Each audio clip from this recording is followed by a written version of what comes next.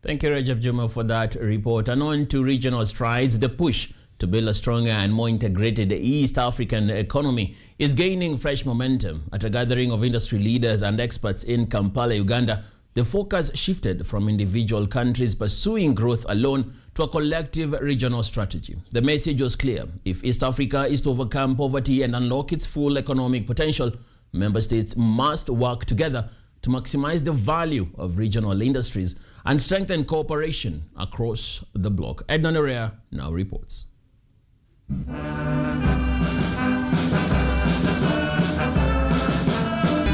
The call for a unified industrial front dominated discussions at the third regional industrial conference in Kampala, Uganda.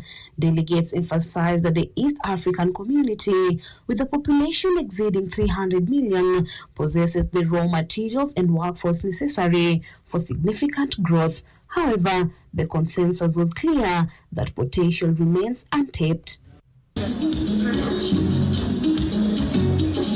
While speaking at the event, Kenya's High Commissioner to Uganda, Ambassador Babu Namwamba, urged member states to move beyond rhetoric. Prosperity is only prosperity when shared.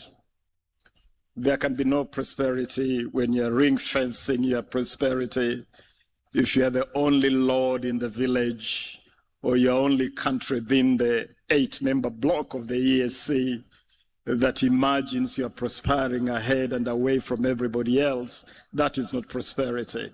It can only be prosperity if it is shared. And so we must stop sharing poverty and start sharing prosperity. He noted that with a significant portion of the region's population living below the poverty line, the time for active regional coordination is now. We must move from motion to action. I think it was Ernest Hemingway who famously said, never mistake motion for action. We are in perpetual motion, but are we really acting? How effectively are we acting to ensure that the EAC works for all of us? The African Continental Free Trade Agreement, we've been talking about it for years now. How are we making it effective? The conference notably downplayed the idea of internal competition. Instead, the focus is on a coordinated motion to wrestle out bottlenecks that plagues cross-border trade. By unlocking any of these constraints around each of the nodes in the ecosystem, the chances are that we will effectively streamline the supply chain.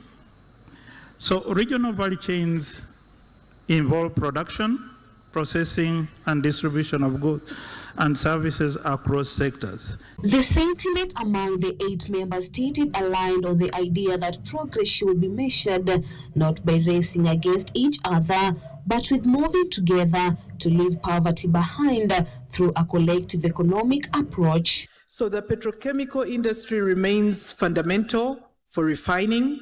And in the case of Uganda, for our oil refinery, we have coupled it with an industrial park, the Kabalega Industrial Park that the Uganda National Oil Company is developing. And the aim is largely to have the derivatives of the byproducts. However, political tremors and persistent tariff barriers remain major issues stifling the community's growth. We've moved away from multilateralism to bilateralism.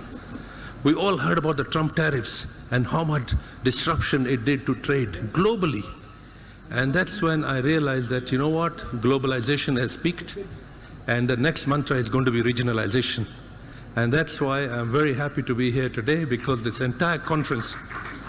Furthermore, the protracted conversation regarding the introduction of a single regional currency continues to be a key item on the agenda as central banks across the region work towards a more unified monetary policy. Edna Nerea, KUTV, Nairobi.